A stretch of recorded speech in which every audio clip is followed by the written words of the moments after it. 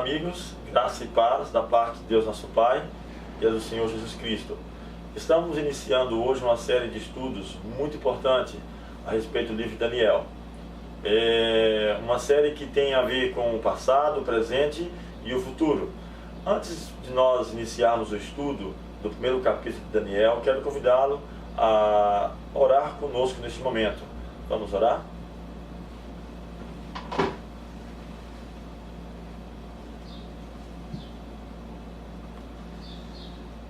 Obrigado, Senhor, pelo cuidado e proteção e pela oportunidade nesse dia podermos iniciar essa série de estudos sobre o livro de Daniel.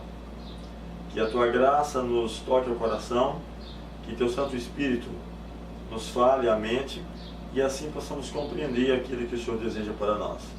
Que a cada amigo que acompanha conosco esse estudo possa ser ricamente abençoado na sua vida, na sua família, nos seus planos, que o Senhor possa fazer parte deles. Dá-nos a Tua graça, a Tua paz, essas bênçãos pedimos e agradecemos em nome de Jesus. Amém.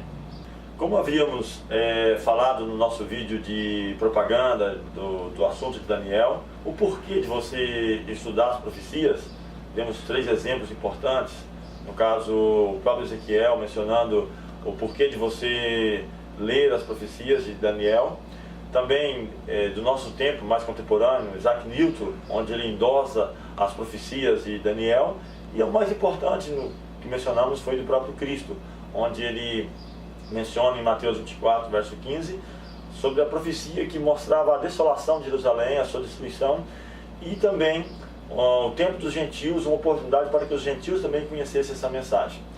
Falamos sobre isso, e hoje estaremos entrando no capítulo 1 de Daniel, pegando os versos mais importantes desse capítulo e mostrando o porquê dessas profecias e como o desenrolar dela no decorrer do século, dos tempos, o que já aconteceu, o que está acontecendo e o que ainda vai acontecer. No capítulo 1 de Daniel, estaremos estudando sobre vitórias em meio às adversidades, sobre a conquista de Nabucodonosor ao povo de Jerusalém, mais específico Judá, e a destruição de Jerusalém no passado. Vamos então entrar no estudo nesse momento. E o primeiro tópico a ser falado nesse estudo é sobre a invasão de Jerusalém. E está em Daniel 1, versos 1 e 2. Diz assim: No ano terceiro do reinado de Jeoaquim, rei de Judá, veio Nabucodonosor, rei de Babilônia, a Jerusalém e a sitiou.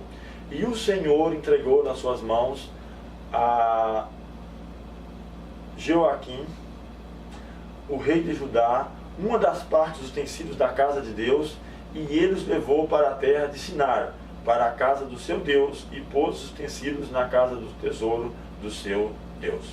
Então, nesse verso 1 e 2, nós vemos a situação de Judá, onde Nabucodonosor sitia essa cidade, Jerusalém, leva o seu rei Jeoaquim, leva também parte dos utensílios, não todos, mas parte dos utensílios para a casa do seu Deus, na terra de Babilônia.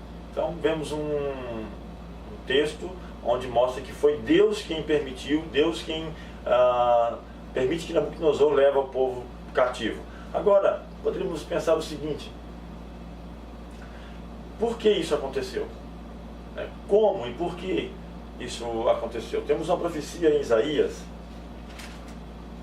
capítulo 38, ou melhor, 39, verso 5 até o verso 7. E diz assim: Então disse Isaías a Ezequias: Ouve a palavra do Senhor dos Exércitos. Eis que virão dias em que tudo quanto houver em tua casa e o que entesouraram teus pais até o dia de hoje será levado para a Babilônia. Não ficará coisa alguma, disse o Senhor, e até de teus filhos que procederem de ti e tu gerares, tomarão para que sejam eunucos no palácio do rei de Babilônia. Então disse Ezequias a Isaías: Boa é a palavra do Senhor, que disse mais, pois haverá paz e verdade em meus dias. Veja então que muitos anos antes disso acontecer, a profecia já apontava que isso seria assim. Isaías, o profeta de Deus, chegando para Ezequias, fala para ele do que ocorreria. E interessante que Ezequias teve uma oportunidade muito grande de testemunhar de Deus nesse momento, nesse evento. Por quê? Porque Ezequias tinha acabado de ser recuperado de uma doença da qual seria fatal, ele morreria.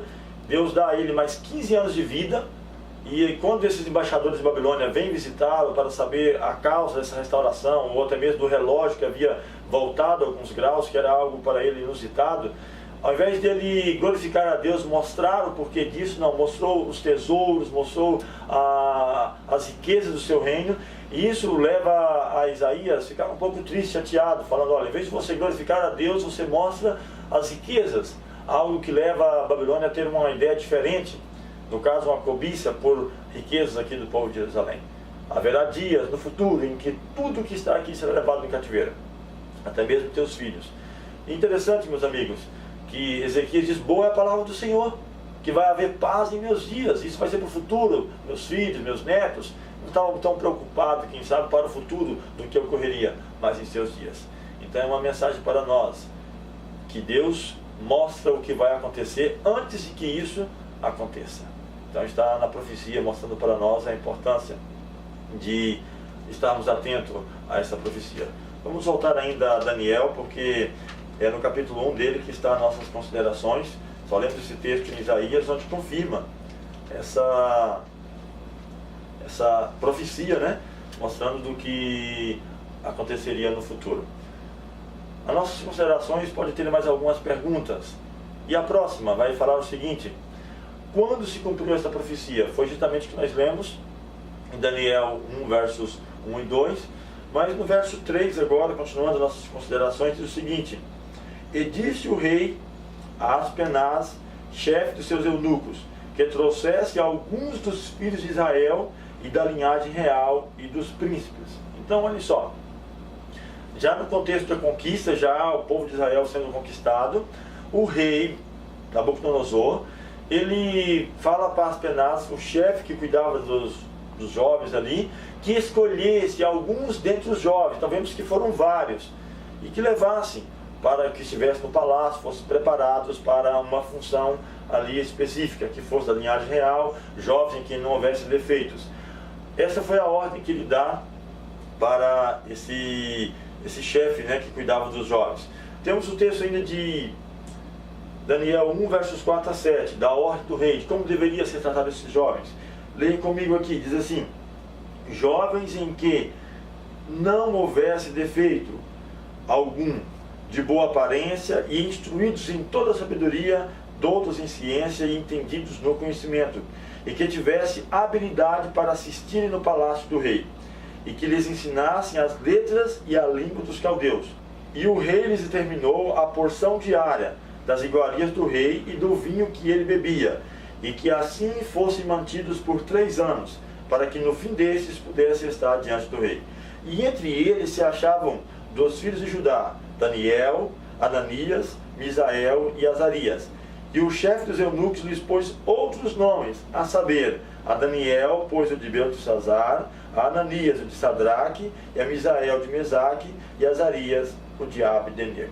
Percebemos então nesses versos do 4 até o 7 que o rei Nabucodonosor deu instruções claras do que ele queria, que escolhessem jovens dentre os filhos de Israel ou de Judá, jovens, ele dá a ideia de jovens que fossem perfeitos, bonitos, da linhagem real, que não houvesse defeito nenhum e que tivesse capacidade de assistir diante do rei.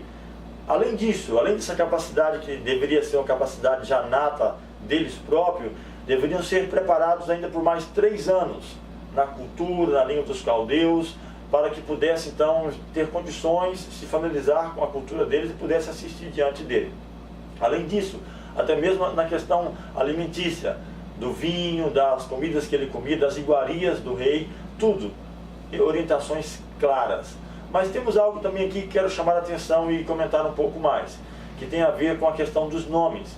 Percebemos que eles tinham outros nomes, Daniel, Ananias, Misael e Azarias. E ele muda o nome desses jovens.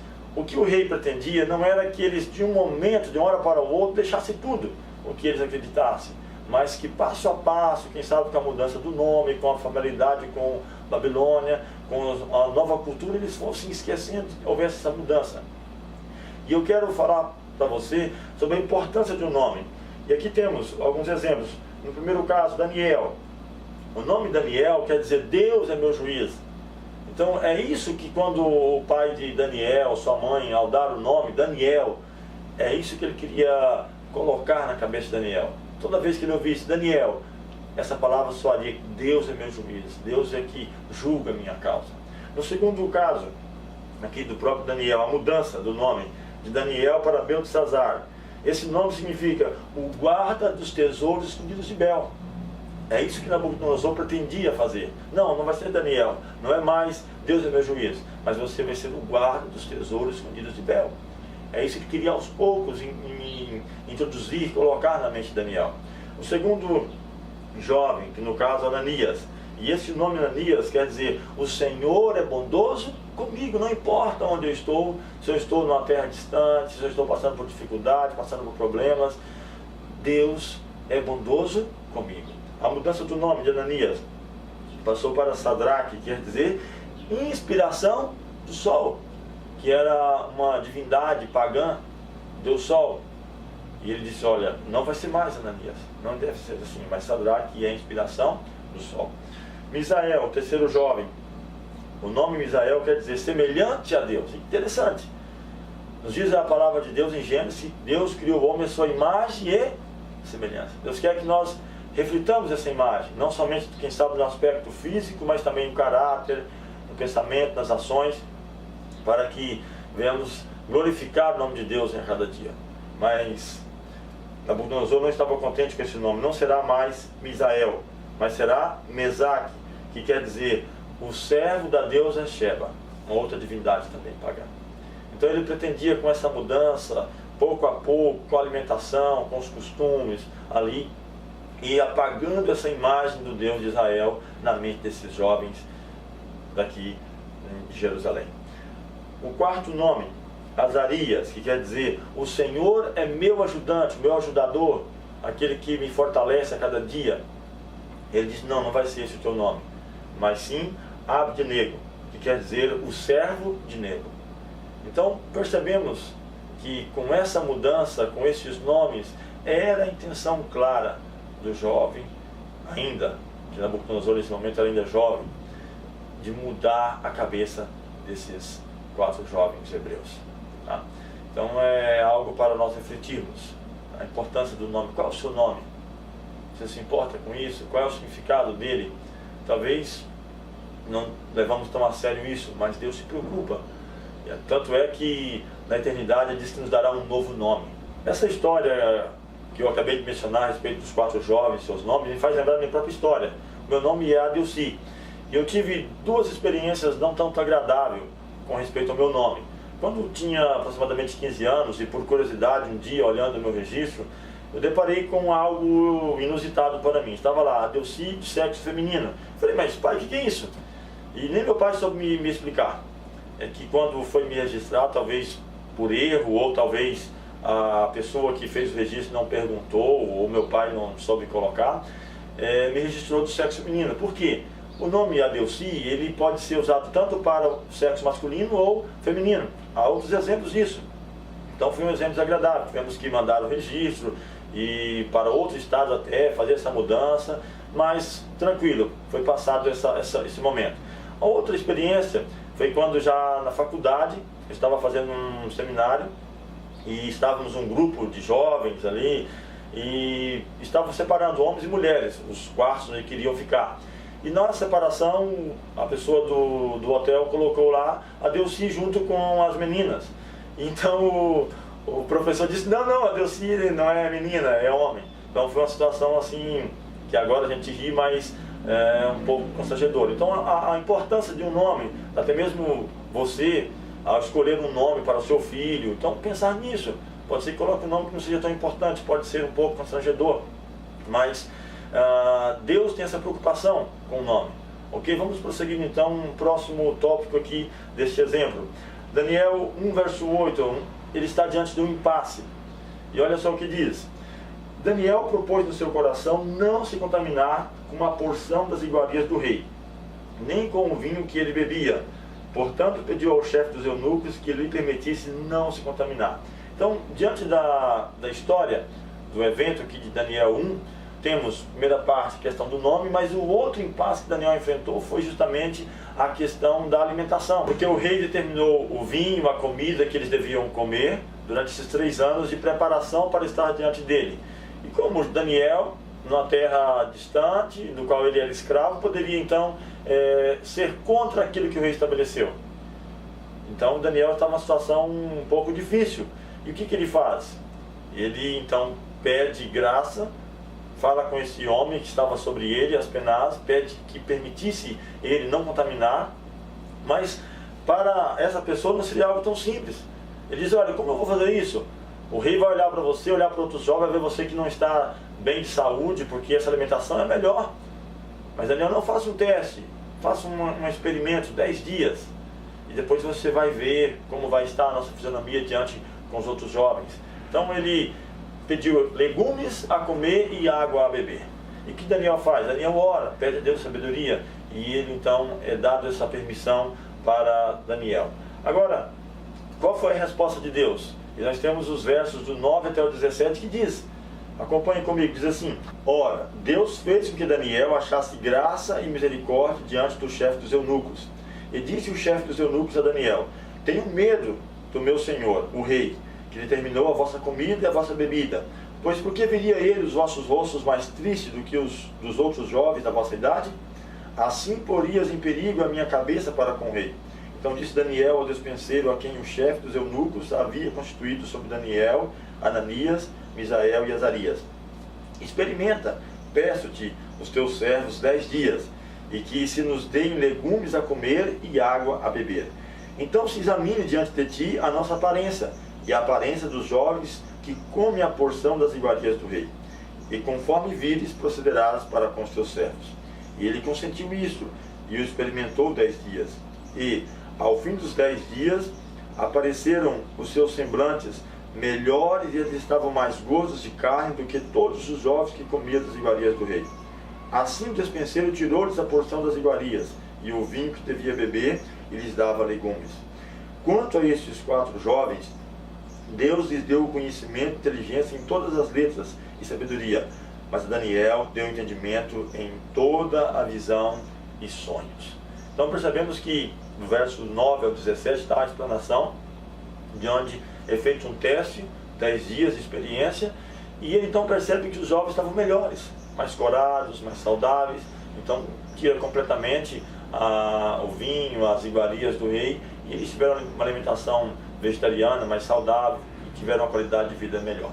Mas a resposta que me chama mais a atenção não é simplesmente essa questão física, mas a questão intelectual e também espiritual.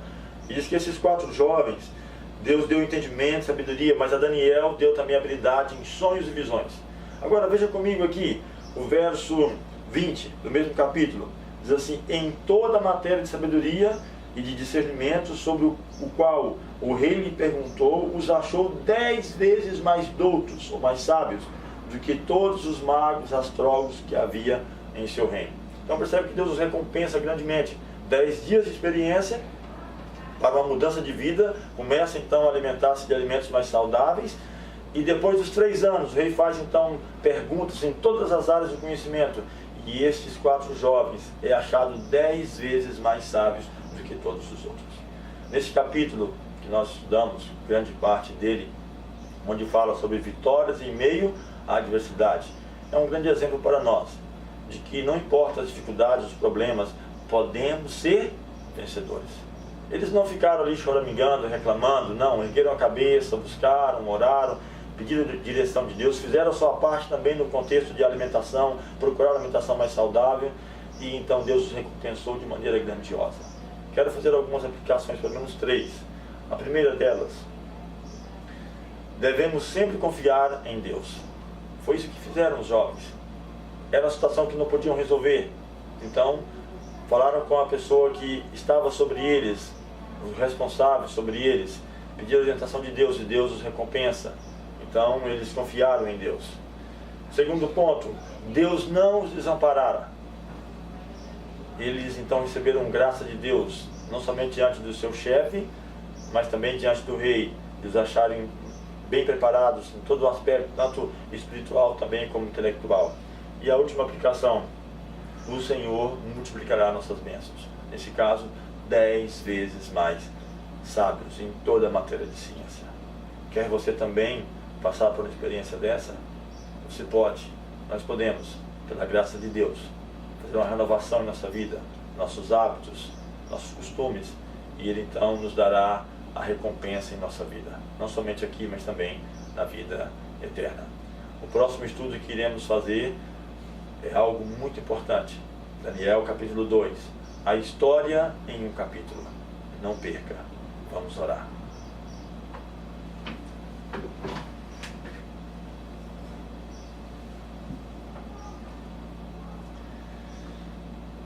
Te agradecemos, Senhor, pelo estudo que fizemos, onde o Senhor mostra que é capaz de trazer vitórias mesmo em meio às adversidades. No contexto do qual estudamos, na invasão de Babilônia, onde conquista Jerusalém, leva alguns jovens hebreus para a terra de Sinar, na Babilônia, e o Senhor os torna vitoriosos ali. Abençoe-nos também ricamente nas nossas dificuldades, nossos problemas, nos nossos sonhos, que eles se realizem de acordo com a tua vontade e o teu querer. Dá-nos a tua graça, dá-nos a tua paz. Essas bênçãos te pedimos no nome de Jesus. Amém.